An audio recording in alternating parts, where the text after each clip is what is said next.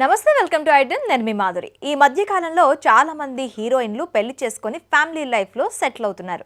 2 రోజుల క్రితమే బాలీవుడ్ నటి సోనాక్షి సిన్హా తన ప్రియుడిని పెళ్లాడింది.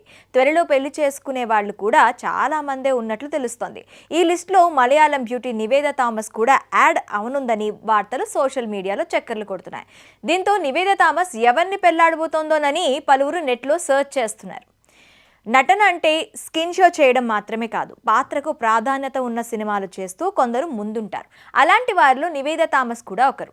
తమిళ, మలయాళంలో చైల్డ్ ఆర్టిస్ట్గా పలు చిత్రాల్లో నటించిన నివేదా థామస్ మెల్లగా అక్కడే లీడ్ రోల్ అవకాశాలు కూడా దక్కించుకుంది. ఇక చాలా కాలం పాటు మాలీవుడ్, కాలీవుడ్లో తన సత్తా చాటుకున్న నివేదా నాని హీరోగా నటించిన జెంటిల్మెన్ మూవీతో టాలీవుడ్ స్క్రీన్ పై హీరోయిన్గా పరిచయమైంది. ఆ తర్వాత బ్యాక్ టు బ్యాక్ తెలుగులో మంచి సినిమాలు ఛాన్సులు దక్కించుకుంది. దీంతో నివేదా గ్లామర్ కంటే నటన ప్రాధాన్యత ఉన్న పాత్రలను ఎంచుకోవడానికి ఇష్టపడుతుందని ఆడియన్స్కు కూడా అర్థమైంది. టాలీవుడ్లో చివరిగా సాకిని డాకిని అనే లేడీ ఓరియంటెడ్ చిత్రంలో ఈ మలయాళ బ్యూటీ నటించింది. అందులో భయం లేని పోలీస్ ఆఫీసర్ పాత్రలు కనిపించి అందరినీ ఆకట్టుకుంది. ఆ తర్వాత ఏమైందో తెలియదు కానీ నివేదా థామస్ తెలుగుతో పాటు ఇతర భాషల్లో పెద్దగా స్క్రీన్ పై కనిపించలేదు.